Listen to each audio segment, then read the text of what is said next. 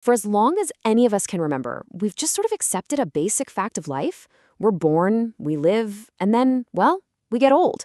It's an idea so fundamental, we don't even think to question it. But what if that core assumption is just wrong? What if aging isn't this inevitable fate, but instead, it's a problem we can actually solve?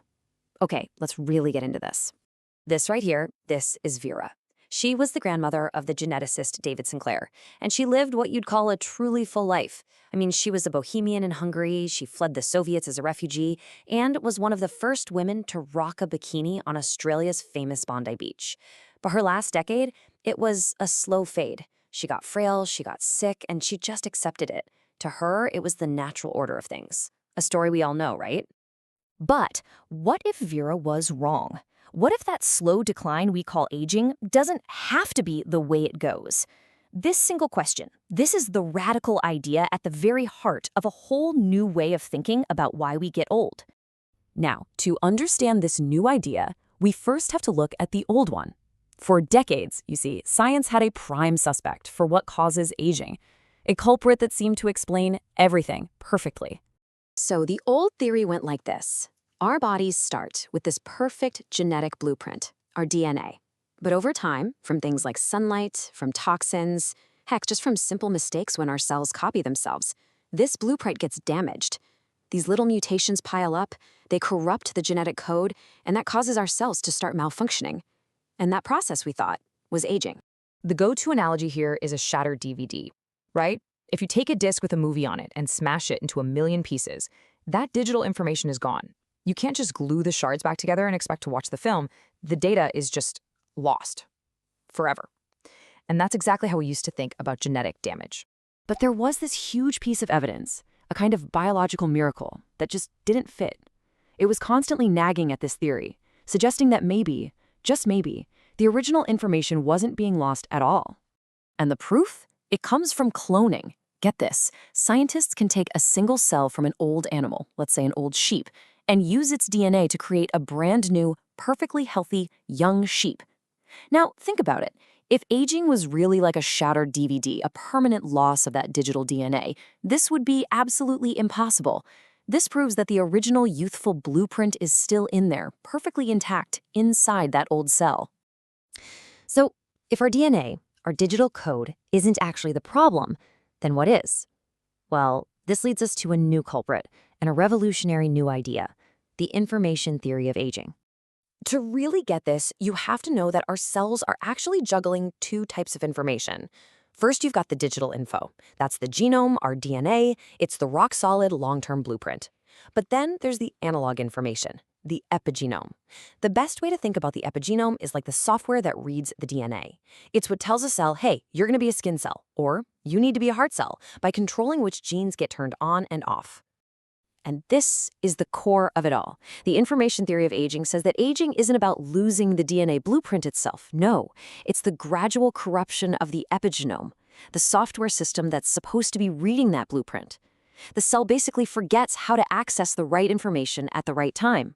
So we have to throw out our old analogy. Aging isn't a shattered DVD where the data is gone for good. It's a scratched DVD. The digital information underneath, the movie, is still perfect. It's all there. But the scratches on the surface are making it really, really hard for the player to read it correctly. So how in the world does our biological DVD get so scratched up? Well, to understand that, we need a new story. And it's a bit of a biological tragedy, really. It's the story of the demented pianist. What's crazy is that this whole scratching process is actually a side effect of a very ancient survival program that's hardwired into our cells. It's a program that's designed to be a short-term fix, but it has some serious long-term consequences. When our DNA gets damaged, the survival circuit kicks in and basically yells, everybody stop what you're doing, we need to fix this right now. Okay, so let's imagine your genome is a giant, beautiful piano, and the genes, they're the keys. Now, inside our cells, we have these proteins called sirtuins, and you can think of them as the pianist. Their main job is to play the right keys, the right genes, in the right order to keep a cell doing its job and maintaining its identity as, say, a liver cell. They do this by managing the epigenome, which is like putting little stickers on the keys saying, play this one or don't touch that one. But then, a distraction. Bam! Somewhere in the cell, a strand of DNA breaks. Our hardworking pianist, the sirtuins, have to stop playing their beautiful music. They literally get up from the piano and rush over to the site of the damage to help fix it.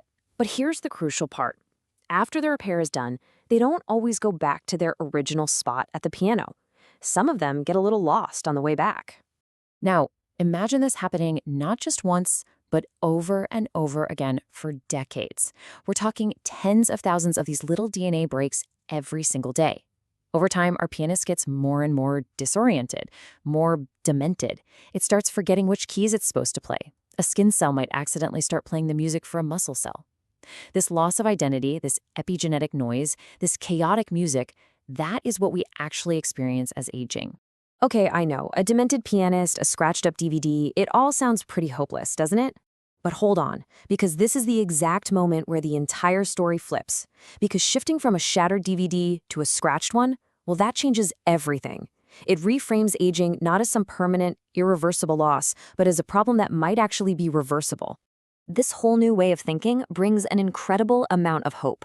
As David Sinclair himself puts it, to become young again, we just need to find some polish to remove the scratches. The goal isn't to create new information that's been lost. It's just about helping the cell read the information that's been there perfectly fine the whole time. So at the end of the day, if aging is just the scrambling of analog information, not the complete destruction of the digital code, then it stops being a law of nature and starts becoming a technical challenge. It raises the incredible question, can we reset the epigenome? Can we actually guide that demented pianist back to the right sheet music and restore the beautiful, youthful song of the cell? This theory completely changes the game. It transforms aging from this one-way street of decline into a landscape of incredible possibilities. It asks us to imagine a future where getting old isn't about accepting a slow fade, but about maintenance and about repair. So the question this all leaves us with is a big one. If aging is just a scratched recording of our youth, can we, and will we, finally learn how to polish it?